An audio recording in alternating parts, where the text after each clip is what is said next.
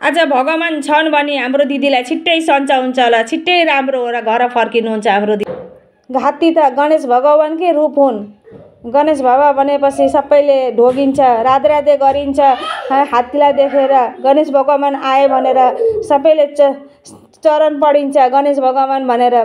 तर भगवान भनेको आज हामीहरूको हेर्नु आज यो गति भयो। मेरो आमाजु दिदीलाई आज बिहान 3 बजे हात्तीले आएर घर भत्काएर दिदीलाई हानेर, सानसाना केटाकेटी घरमा छ लन्ड बन्ड गरेर 3 बजे बिहान लन्ड बन्ड बनाइदिएर घर द्वार सबै भाँचेर अवस्था कस्तो बनाइदिए।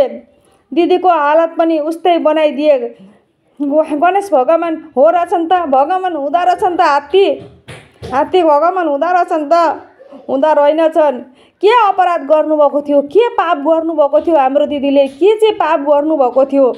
बिचारा पूजा आज व्रत तीर्थ पुराण आज भनेपछि हुरुक्कै गर्ने आज दिदी यही अवस्थामा पर्नको लागि हो। भगवानले के देखेछन्, कुन होइन जाँड खाने रक्सी खाएर बाटाघाटामा लडेर हिँड्ने पाप गर्ने मान्छेहरूलाई देखेनन्।